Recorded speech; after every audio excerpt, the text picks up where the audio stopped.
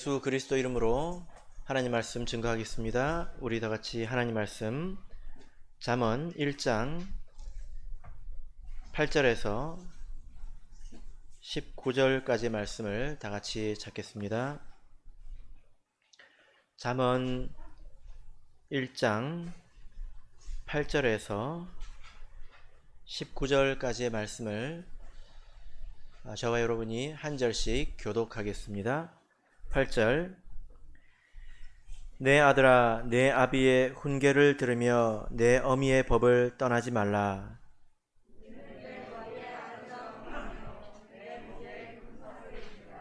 내 아들아, 악한 자가 너를 꾀일지라도 쫓지 말라.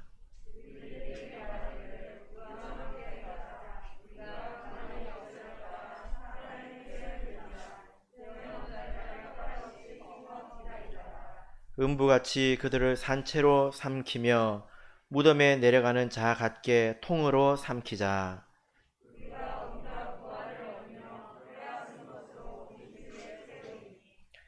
너는 우리와 함께 제비를 뽑고 우리가 함께 전대 하나만 두자 할지라도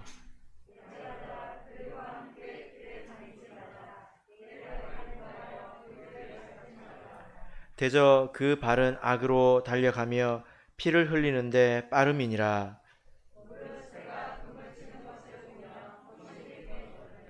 그들의 가만히 엎드림은 자기의 피를 흘릴 뿐이요 숨어 기다림은 자기의 생명을 해할 뿐이니 무릇 이를 탐하는 자의 길은 다 이러하여 자기의 생명을 잃게 하느니라. 아멘. 네, 오늘 이 시간은 내 아들아 악한 꾀를 따르지 말라 라는 제목으로 하나님 말씀을 증거하겠습니다. 잠언의 앞부분은 내 아들아 라고 시작되는 그런 교훈의 말씀이 총 10차례 등장합니다. 오늘 그 첫 번째 말씀인데요, 사실상 잠언의 첫 번째 말씀이지 않습니까? 성서 시대의 이 아들이라는 이 호칭은 혈연 관계에서 부자지간의 아들이라고 부를 수 있죠. 또한 사제지간의 스승과 제자 사이에도 이렇게 아들이라는 호칭을 불렀습니다. 그러나 우리가 이 말씀을 읽을 때에 우리는 어떻게 받아들여야 될까요? 지금 이 성경에서 내 아들아 라고 부를 때는 누구를 부르고 있는 것일까요?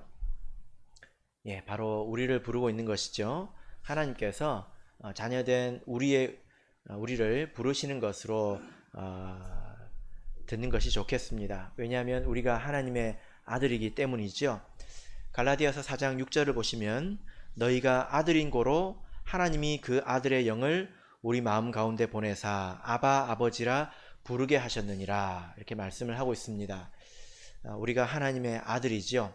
그래서 우리가 하나님을 향해서 아빠, 아버지 이렇게 부를 수 있습니다. 그렇기 때문에 하나님께서 우리를 부르실 때 이름을 부르실 수도 있겠지만 아들아 이렇게 부르실 수도 있겠죠. 예, 첫 번째 내용인데요, 오늘 이 말씀을 보시면 8절부터 19절까지의 말씀을 보시면 내용적으로 두 부분으로 나뉘어 있는 것을 우리가 알 수 있습니다. 첫 번째는 8절 9절인데요 이것은 아들아 내 아비의 훈계를 들으며 내 어미의 법을 떠나지 말라. 그래서 아비의 말을 듣고 어미의 말을 들어라, 이런 내용이고요. 두 번째 10절부터 19절까지 조금 길죠. 이 부분은 내 아들아 악한 자가 너를 꾀일지라도 쫓지 말라. 네. 악한 자의 꾀를 따르지 말라, 또 그 길을 밟지 말라, 이렇게 두 부분으로 나눌 수가 있습니다. 그러니까 앞부분은 듣고 떠나지 마라, 그리고 뒷부분은 듣지 말고 그 길을 밟지 마라, 이렇게 두 부분으로 나누어서 서로 대칭이 되는 것을 우리가 알 수 있습니다. 그리고 이 말씀을 이렇게 보면 명령문이 있습니다. 이렇게 해라. 그리고 그렇게 명령을 하시고 난 이후에는 뒤에는 이유절이 붙습니다. 그러니까 왜냐하면, 그렇게 명령하는 데는 이런 이유가 있다, 이런 내용으로 구성이 되어 있죠. 그래서 우리가 이렇게 구성을 해서 이렇게 보면 말씀이 조금 더 선명하게 이렇게 보입니다. 이렇게 서로 대칭이 되는구나. 그리고 이렇게 명령하신 데는 이런 이유가 있거나, 이것을 우리가 볼 수가 있습니다. 자, 그 첫 번째 말씀인데요. 자, 여러분, 지난 시간에는 잠언의 그 서론에 대해서 이제 말씀을 드렸는데, 여러분, 잠언에서 가장 먼저 권면하는 말씀이 뭘까요? 되게 호기심이 생기지 않습니까? 왜냐하면 솔로몬의 그 마음 가운데는 하나님께서 주신 지혜가 그득했을 것입니다. 그래서 뭔가 말하고 싶은 것이 너무나 많았을 텐데, 그 중에 가장 먼저 이렇게 하나님의 감동을 받아서 한 말씀이 도대체 무엇일까요? 자, 8절, 9절 읽겠습니다. 시작. 여호와를 경외 8절 읽겠습니다. 시작. 내 아들아, 내 아비의 훈계를 들으며 내 어미의 법을 떠나지 말라. 이는 내 머리에 아름다운 관이요 내 목에 금사슬이니라. 예. 첫 번째 권면하는 말씀, 첫 번째 명령입니다. 그것이 무엇입니까? 부모 말씀을 잘 들어라, 이거죠? 예. 벌써 막 고리타분해지려고 하지 않습니까? 예. 시작이 이겁니까? 지혜를 가지고 깨달았다고 하는 사람이 처음 하는 말이 이것입니까? 예. 만약에 이런 생각이 든다면 우리가 이 말씀의 깊이, 또 이 말씀에 담긴 그 약속, 이것을 온전하게 이해하지 못해서 아마 그렇게 생각하는 것일 겁니다. 예. 이렇게 아비의 훈계를 듣고 또 내 어미의 법을 떠나지 않는다면, 그렇다면 약속된 것이 무엇입니까? 9절 보면 내 머리에 아름다운 관이요 그리고 내 목에 금사슬이니라. 아름다운 관과 또 목의 이 금사슬이 구체적으로 무엇이다 이렇게 말할 수는 없겠죠. 이것은 아마도 그가 사는 그런 곳에서 사회적으로나 또는 신앙적으로 영광스러운 사람이 된다는 그런 뜻입니다. 그러니까 하나님께서 이렇게 존귀한 그런 위치에 세워주시겠다 이렇게 말씀을 하시는 거죠. 그죠? 예. 여기서 이제 우리가 알 수 있는 것은 하나님께서는 우리가 이렇게 영광스럽게 되고 또 존귀하게 되기를 원하시는구나. 잠언의 첫 번째 이렇게 해라, 그러면 이렇게 될 것이다, 그런 축복의 말씀이 있다는 것입니다. 하나님께서는 우리 모든 백성들이 이렇게 존귀한 사람이 되기를 원하십니다. 그것이 하나님의 진심이죠. 하나님께서 우리 삶으로 고통하고 또 애통하게 하는 것이 본심이 아니다, 이런 말씀이 또 성경 가운데 있지 않습니까? 그런데 하나님께서 각 사람을 그렇게 양육해 가시는 데는 길이 있습니다. 방법이 있습니다. 그게 무엇일까요? 하나님께서 어떻게 사람을 존귀하게 하실까요? 예, 그것은 바로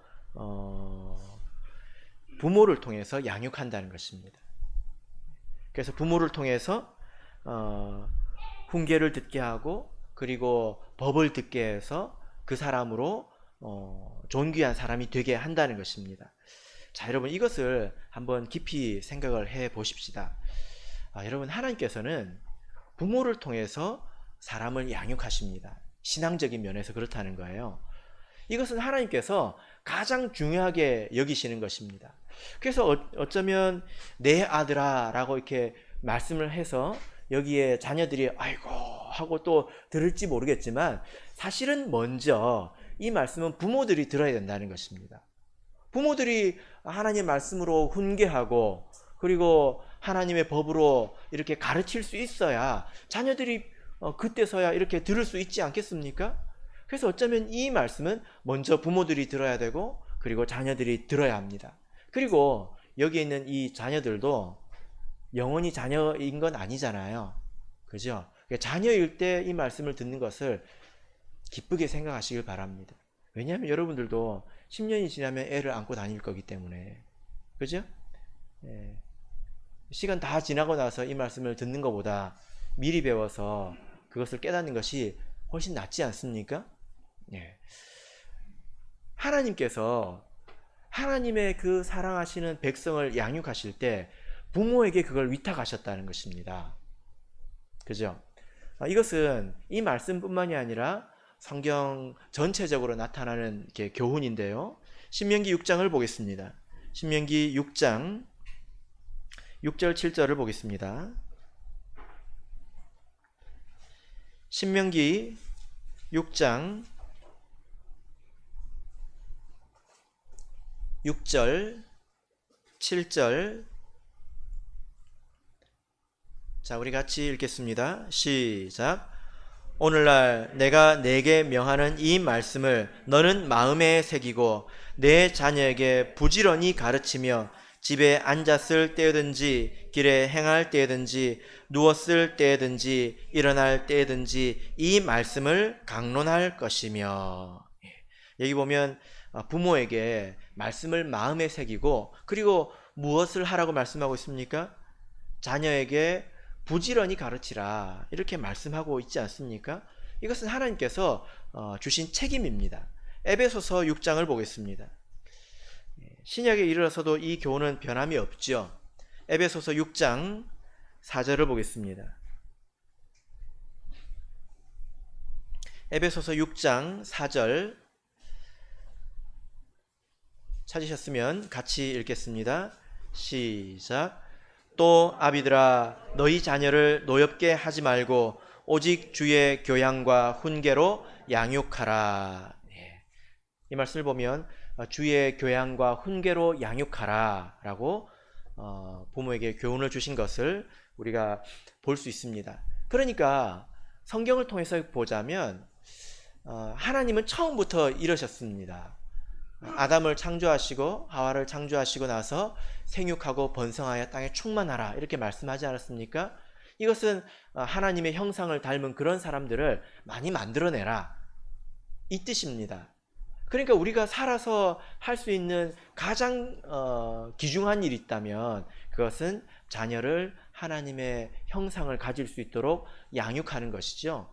이것이 성경에서 가장 사람에게 주신 중요한 사명입니다.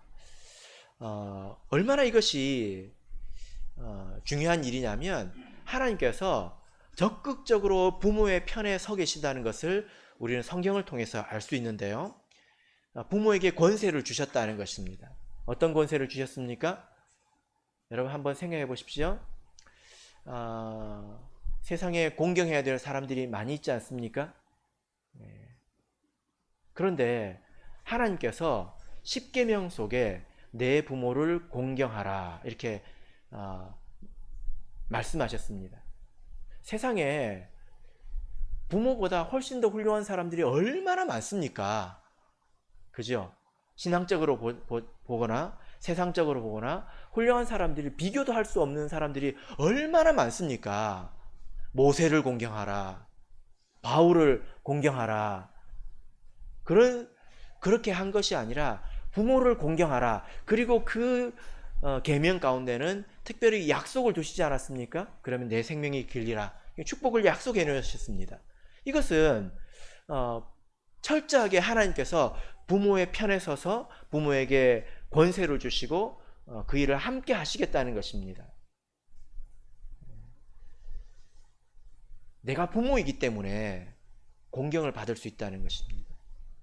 그리고 이 공경이라는 단어는, 성경의 이 단어는 보통 사람에게 쓰지 않습니다.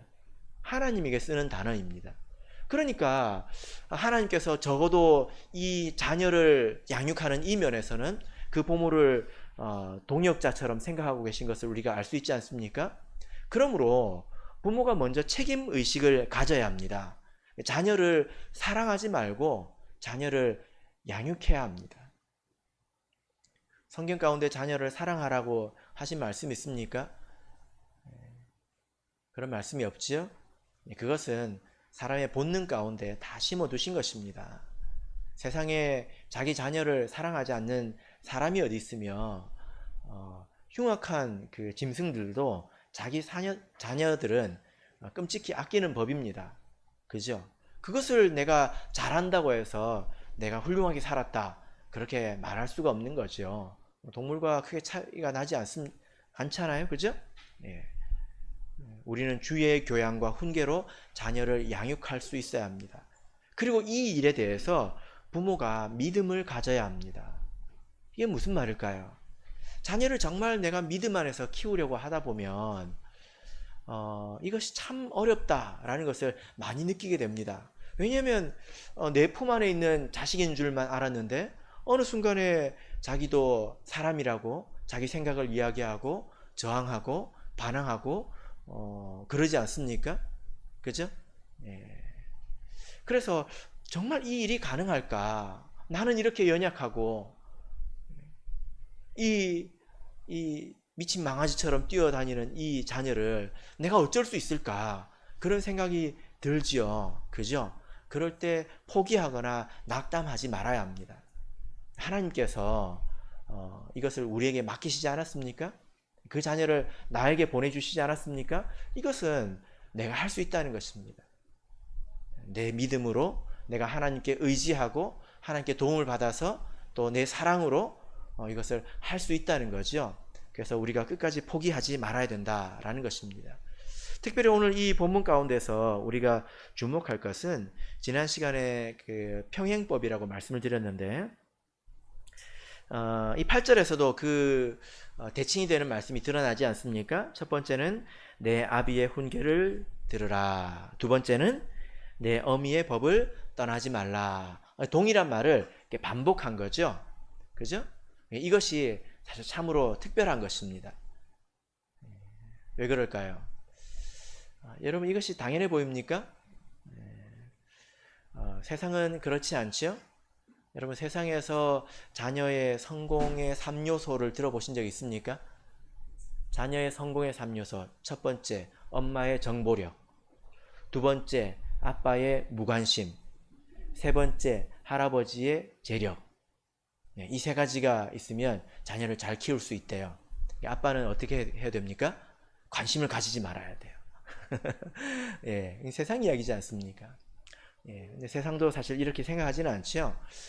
여러분, 성경을 보면 아비와 어미가 같이 나오는 구절이 총 35구절 정도 되는데요. 그 가운데 10번이 이 잠언에 등장합니다. 그래서 여기서 보면 아버지와 어머니가 자녀를 양육하는 데 있어서 동일한 것을 우리가 이렇게 볼 수 있는데 사실 세상은 그렇지 않죠? 그죠? 예, 보통 또 일반적으로 이 세상의 아버지들은 자녀를 잘 양육하는 데는 별 관심이 없죠. 돈만 벌어다 주면 끝이라고 보통 생각을 많이 하지 않습니까? 그럼 내 몫을 다 했다고 보통 생각을 합니다. 그리고 가끔 못하는 게 있으면 그냥 큰 소리만 치잖아요. 뭔가 친절하게 양육을 하는 것이 아니라 돈 벌어다 주면 내 할 일 다 했다, 이렇게 생각을 하는 경우가 많습니다. 믿음 안에도 사실 그런 아빠들이 많지요. 그죠? 예, 그러나 이 말씀을 보십시오. 그것은 하나님의 뜻이 아닙니다. 예, 그리고 아까 에베소서 6장 말씀 기억나십니까? 내 자녀를 주의 교양과 훈계로 양육하라 하신 말씀을 그 말씀 가운데서는 아비에게 주셨을까요? 어미에게 주셨을까요? 예, 아비에게 주셨습니다.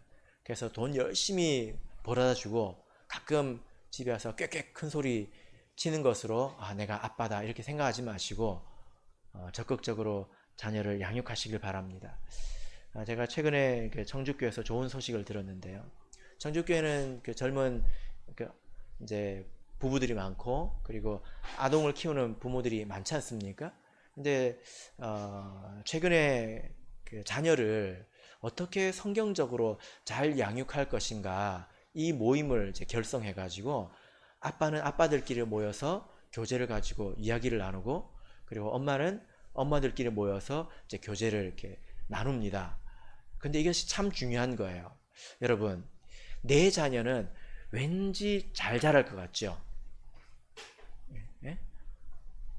태어나면서 애가 갑자기 막 글을 읽고 막 그러면 천재 아니야?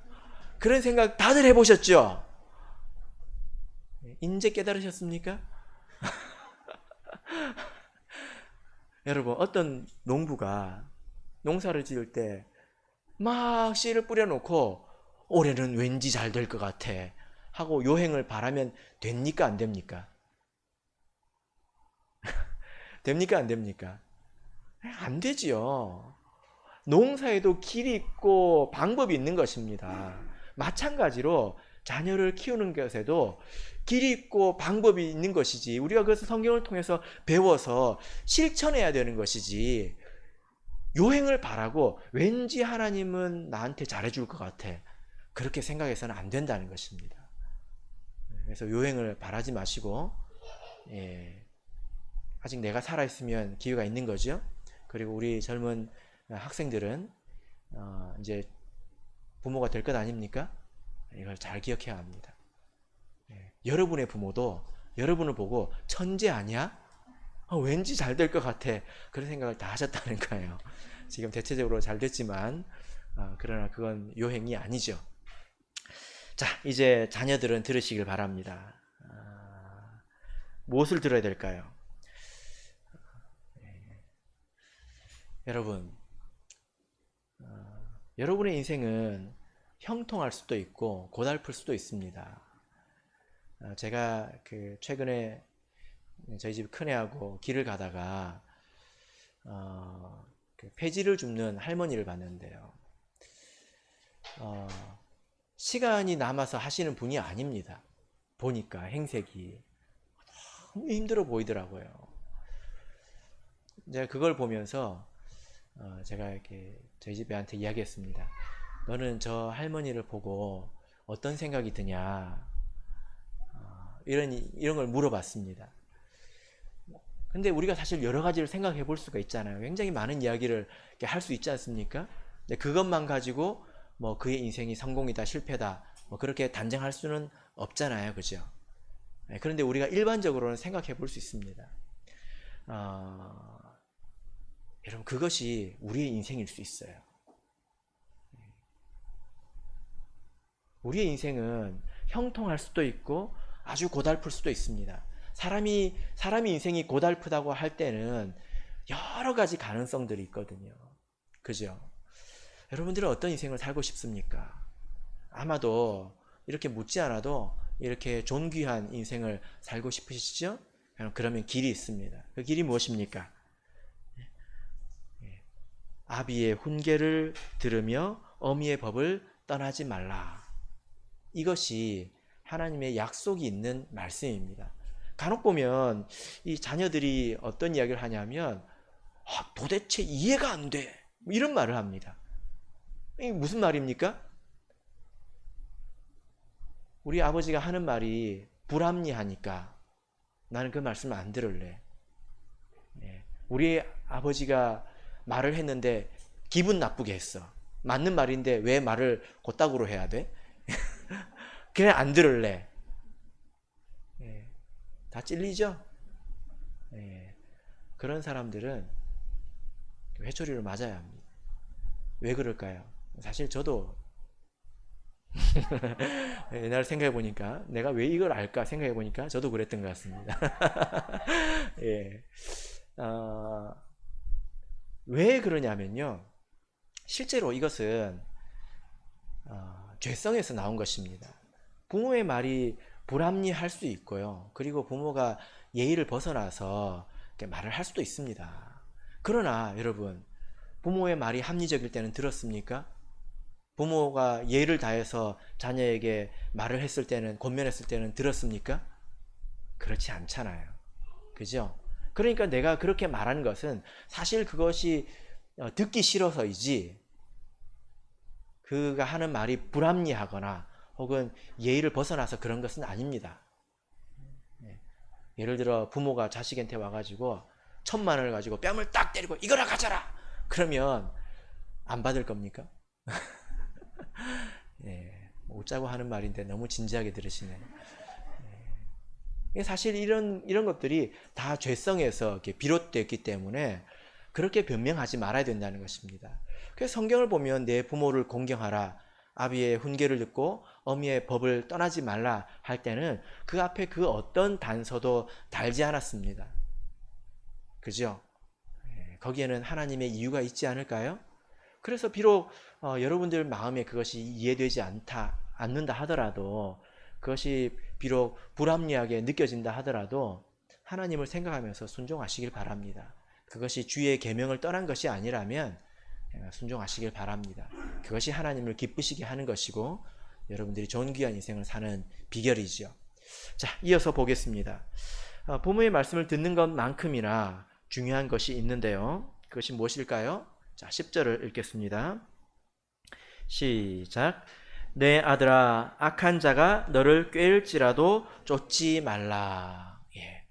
부모의 말씀을 듣는 것이 중요한 것처럼 이제 또 중요한 것은 악한 자의 이 꼬임에 빠지지 않는 것입니다. 악한 자라고 하면 아주 이렇게 불안당이나 아주 못된 사람들을 생각할 수 있지만, 사실 원문으로 보자면 죄인입니다. 죄인이 너를 깰지라도 쫓지 말라, 이렇게 말씀을 하고 있습니다. 그러면 어떻게 와서 이야기를 하길래 이 꾀임에 넘어가게 될까요? 자, 여러분들은 이 악한 자가 와서 하는 말을 듣고 이것이 정말 혹하는 말씀인지 혹하는 내용인지 다시 한번 읽어보시길 바랍니다. 자, 11절부터 14절까지 읽겠습니다. 시작. 그들이 내게 말하기를 우리와 함께 가자. 우리가 가만히 엎드렸다가 사람의 피를 흘리자. 죄 없는 자를 까닭 없이 숨어 기다리다가 음부같이 그들을 산채로 삼키며 무덤에 내려가는 자 같게 통으로 삼키자. 우리가 온갖 보화를 얻으며 빼앗은 것으로 우리 집에 채우리니 너는 우리와 함께 제비를 뽑고 우리가 함께 전대 하나만 두자 할지라도. 예, 어떻습니까 여러분? 굉장히 매력적이죠?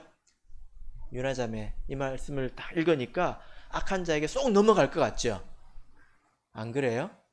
예, 악한 자가 와서 꿰일 때 그것도 알아들어야 넘어가는 겁니다. 이 말씀을 읽으면 저는 어떤 생각이 나냐면요, 사실 저한테 하는 말인데요, 옛날 이야기가 생각이 납니다. 지금은 그런 일이 전혀 없는데, 제가 중학교 막 이런 시대에는 동네에 양아치들이 있었어요. 그리고 그 막 골목골목에 숨어 있다가 이제 학교 오다니는 아이들한테 그 돈을 뺏지 않았습니까? 예, 당해보신 적 있나요? 그래가지고 돈 없는데요? 그러면 뭐라고 그럽니까? 너 10원에 한 대다. 이제 그런 말을 하죠. 예, 천하는 양반의 동네가 돼가지고 그런 일이 없나 봅니다. 옛날에 정말 그런 일이 있었거든요. 제가 이 말씀을 읽으면 그때 그 일이 생각이 납니다.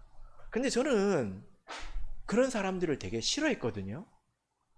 예, 그런 사람들 근처에 가기도 제가 싫어했습니다. 근데 또 그런 사람들이 있긴 하더라고요. 어떤 사람들이 있냐면 지금 생각해보면 그런 것을 좀 멋있어하고, 조직폭력 막 이런 것들을 멋있어하고, 그런데 넘어가고, 그래서 괜히 착한 사람들을 괴롭히고 그랬던 그런 사람들도 친구들도 있었던 것 같습니다. 예. 근데 유나는 보니까 그런데 취미가 없나 봐요. 그죠? 예. 이 말씀이 그런 내용일까요? 이 말씀 우리가 곰곰이 생각해 보면요, 이 말씀은 그 세상이 돌아가는 그 방식을 아주 원초적으로 이렇게 표현한 것입니다. 아주 적나라하게 표현한 것입니다. 여러분, 우리가 사는 이 세상을 한번 이렇게 보시길 바랍니다. 우리가 사는 이 세상이 어떻게 돌아갑니까? 세상이 돌아가는데도 이렇게 원칙이 있고 이렇게 그 원리가 있지 않습니까? 예. 이 세상은 힘 있는 사람이 힘 없는 사람을 지배하는 구조로 되어 있습니다. 이 말이 맞습니까? 틀립니까? 그죠? 그래서 어떤 사람이 힘을 가진 사람입니까? 그러니까 이제 겉보기에는 굉장히 공정한 경쟁을 통해서 선취한 자들이 이익을 나누는 것처럼 보입니다. 그래서 학생들은 시험을 치고 또 그래서 이제 각자 어떤 그 삶의 자리로 이렇게 가게 되죠.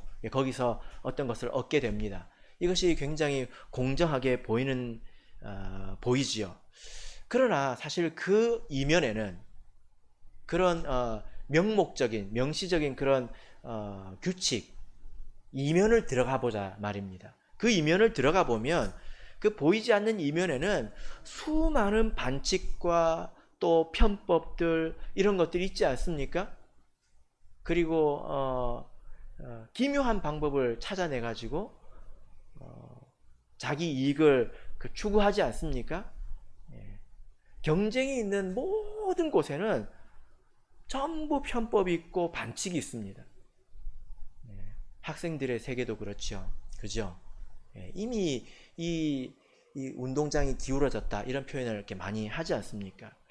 그래서 이 세상을 이렇게 보면 공정해 보이는 그런 규칙, 그것도 사실은 죄의 열매이긴 하지만 그 이면을 들어가 보면 대부분의 사람들이 누구를 내가 꼭 해롭게 한다는 생각을 하지는 않아요. 그런데 어쨌든 나는 잘 먹고 잘 살아야 된다라는 그런 생각을 가지고 이 줄타기를 하는 것을 이렇게 볼 수가 있습니다. 이렇게 이야기를 하면 뜬구름 잡는 것 같이 들리죠. 그죠? 내가 하나만 예를 들어 보겠습니다. 사람들이 투기를 하지 않습니까? 투기를 하잖아요. 대부분 어디에다 투기를 합니까? 대표적인 것이 주식과 부동산이죠. 주식을 하고 집을 사고 파는 모든 것이 투기는 아닙니다. 그런데 대부분의 사람이 우리나라의 절반 이상이 투기 세력이라고 해도 사실 과언이 아닙니다. 다 그렇게 살고 있지 않습니까? 근데 그게 어떤 식으로 작용하는지 보십시오. 그 피해를 누가 다 받는지 아십니까?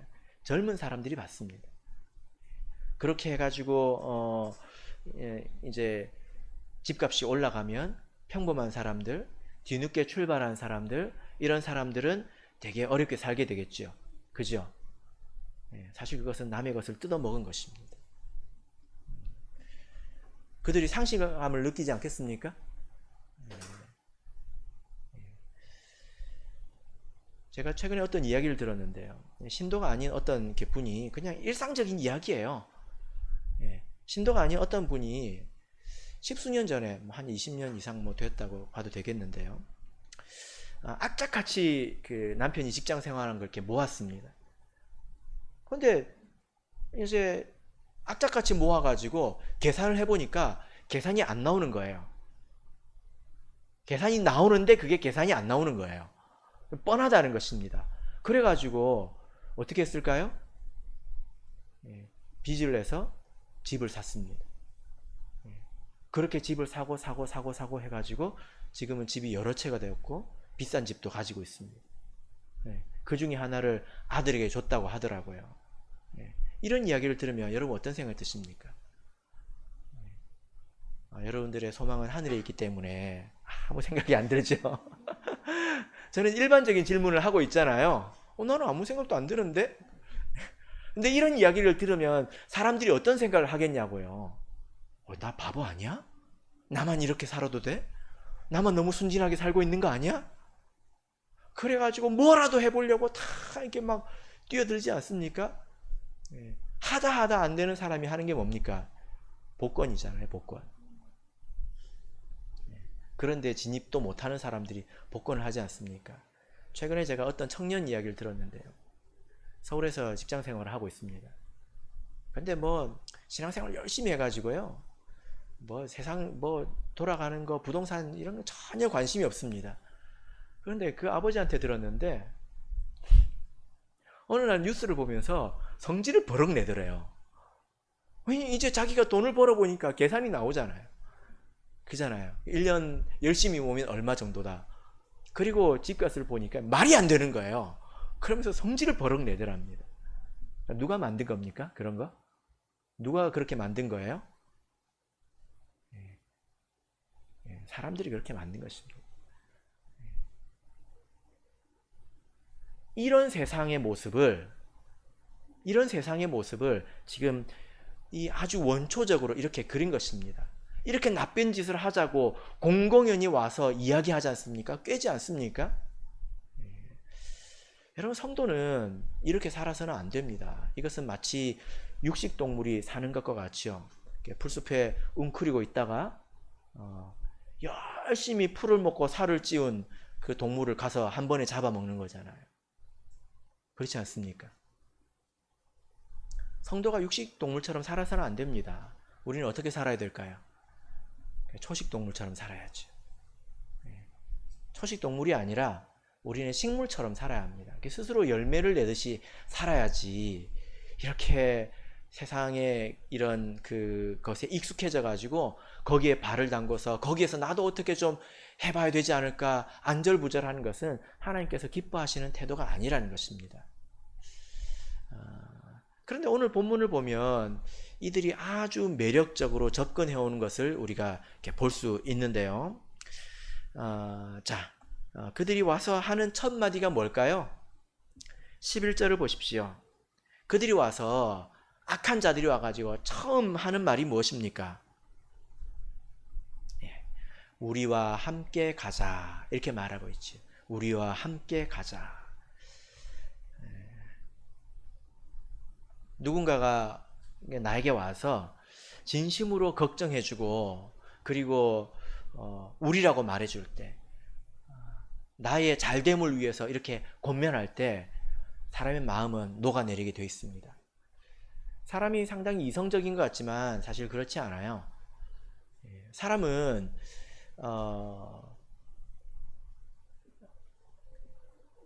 이 말이 맞느냐 틀리냐 이것 이전에 그 사람이 나하고 친하냐 친하지 않느냐 이걸 먼저 생각합니다.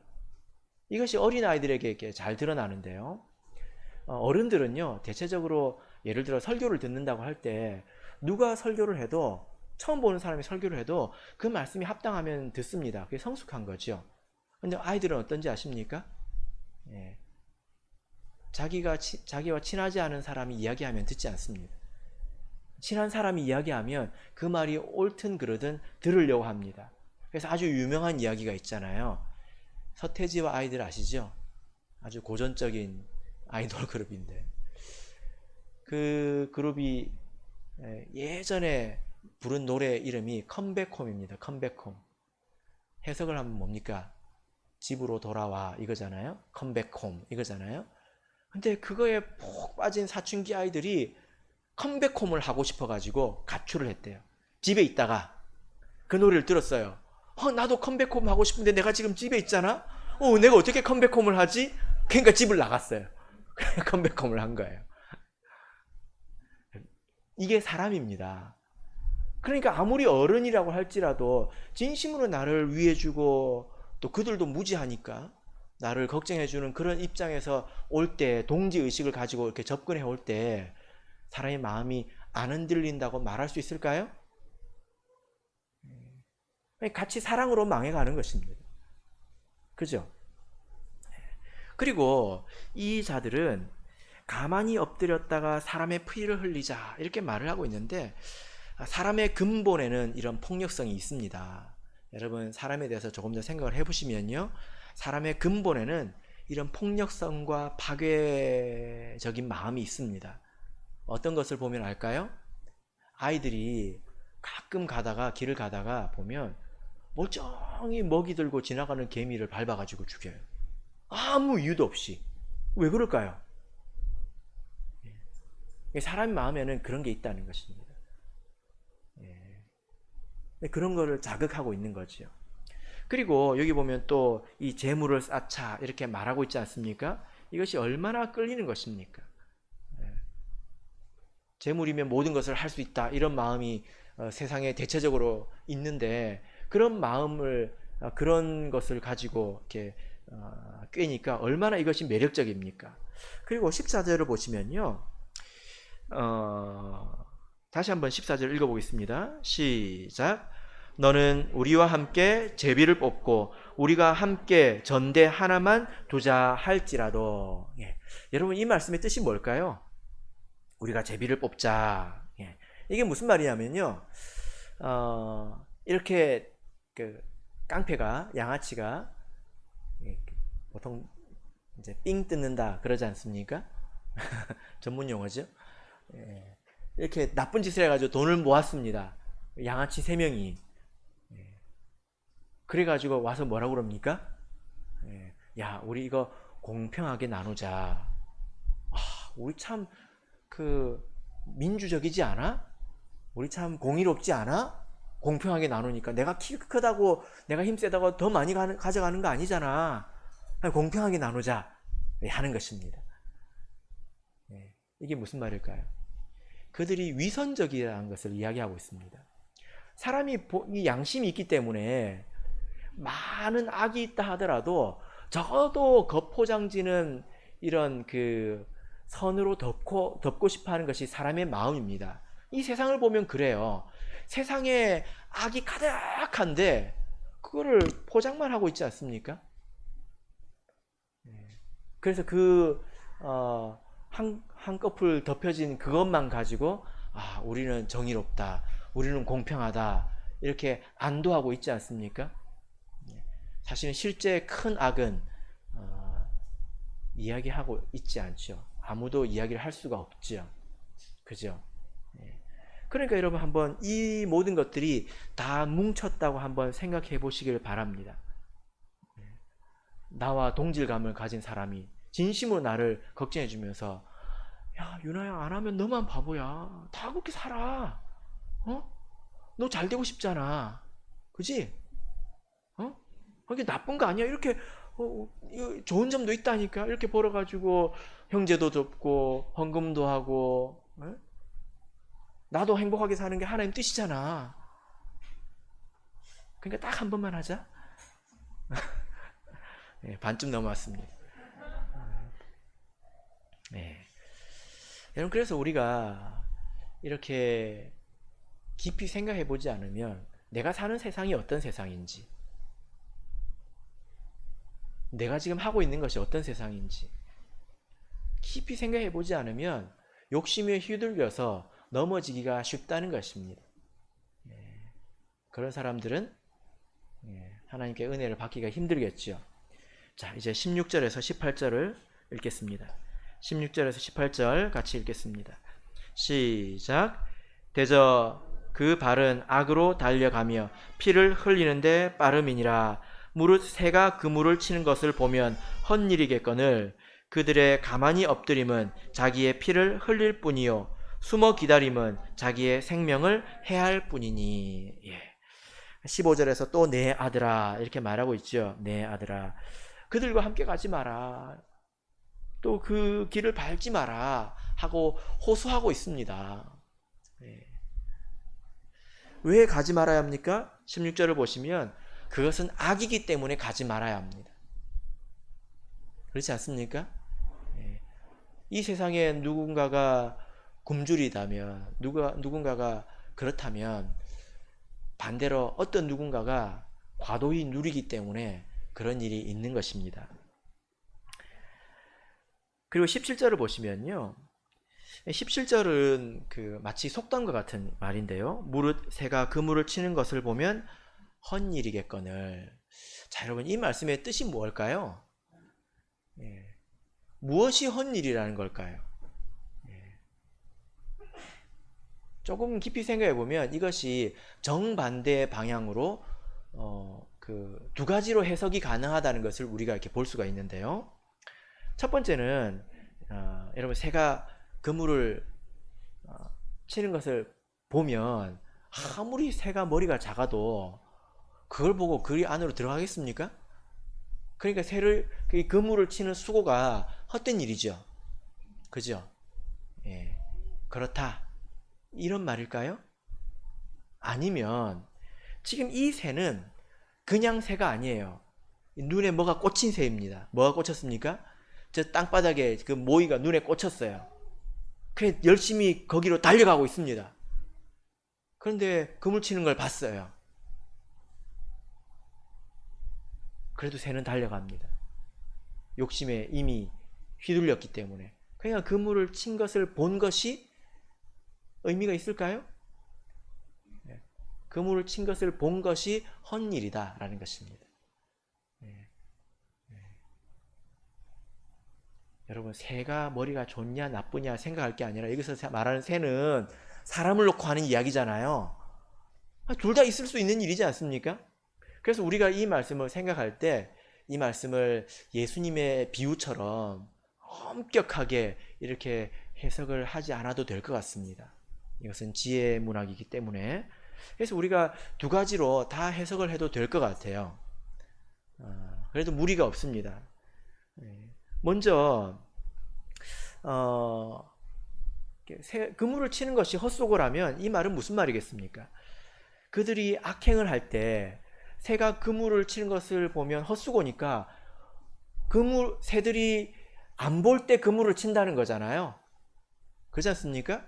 그러니까 우리가 누군가가 이렇게 악을 향해서 달려간다면 내가 보지 못하는 곳에 그물이 있다는 것입니다. 그래서 거기에 엮여서 우리가 고통을 당하게 될 거라는 거죠.